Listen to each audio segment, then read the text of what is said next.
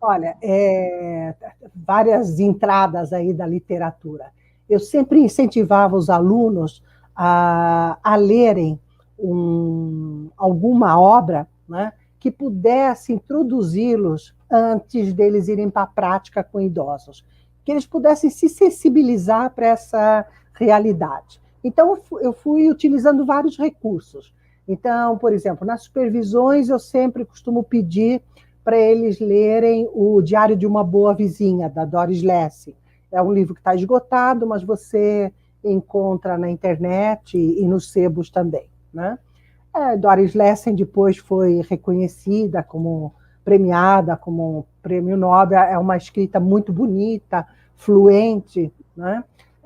Quando eu consigo que os alunos, no início do curso, leiam, antes deles ficarem abarrotados de leitura, é uma beleza. Né? Posso dizer que isso é uma das vantagens da atuação agora online. Todos os meus alunos leem hoje em dia esse livro, tá? Porque logo no início eles têm mais tempo, têm mais condições de ler, com muitos afazeres, e ires e vires numa grande cidade, eu entendo que às vezes complica mais essas leituras extensas, né? Não só pela geração que eles são hoje em dia, né? Pelos tempos mesmo, para poder se dedicar. Então, esse é um livro, né, belíssimo, que entra dentro dessa reflexão. Fora isso, ele traz práticas de acolhimento dos idosos, que também amplia essa ideia de saúde. Né? Nós sempre discutimos que a gente não quer essa concepção de doença, de saúde associada à doença, ao envelhecimento. A gente, sem dúvida nenhuma, tem muitas mais mudanças físicas com o avançar da idade. Né? Mas isso não quer dizer, né, que a gente não tenha uma saúde para poder fazer uma série de coisas, todas as coisas que a gente possa. São limitantes, né, precisam de acompanhamento, mas elas não colocam a velhice num lugar de depauperação. Né? Então, é esse o convite que eu faço, por exemplo, com esse livro. Outro, né, só rapidinho, porque eu me entusiasmo, né, é do Bertolt Brecht, A Velha Dama Indigna, né, que é belíssimo também. É um conto curto de uma senhora que fica viúva, não vou contar tudo aqui, mas ela começa a ter uma série de comportamentos que um irmão escreve para o outro, por acaso para o outro que está no Brasil. Olha, nossa mãe está meio esquisita. Ela tem umas amizades com o sapateiro anarquista, porque ela ia lá e ouvia coisas interessantíssimas, né, sobre as pessoas que viajavam. Ela também começa a fazer amizade com uma moça que tem um namorado e que não é muito bem vista na cidade. E ela começa a presentear essa moça, depois a gente vai ver, né, com desejos que ela teria para ela, vestidos coloridos, um guarda-sol também muito mimoso. Né? Ela começa a ficar um pouco esquisita, segundo esse filho relatando para o irmão.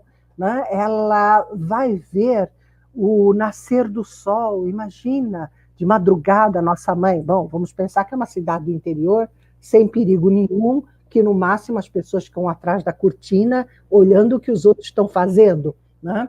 E ela ia, né, de madrugada ver um nascer do sol, que isso, tal. Né? Uma série de comportamentos que é muito interessante, porque a gente vai vendo que são comportamentos que, para nós, hoje em dia, não nos escandalizariam nem um pouco, né? Mas que criam um grande impacto, né, ao redor. Né? Enfim, com esse belo conto, crônica do Bertolt Brecht, a gente consegue pensar, né, o estranhamento com relação à velhice, as expectativas com relação ao que é um bom comportamento ou um comportamento esperado dos velhos, né? Como isso pode mudar conforme a cultura, a região, né? O que é permitido para um idoso fazer, o que não é permitido. Né? Então, essa abertura que esse texto dá para conversar com os idosos sobre as diferentes formas de envelhecer, ele enriquece muito e ele flui, porque assim, é que nem eu estou contando agora, estou contando aparentemente uma história, né? E essa história nos faz entrar dentro dela, né? E repensar valores, padrões, né? O que a gente se escandalizaria, né? Com essa cena ou não, né?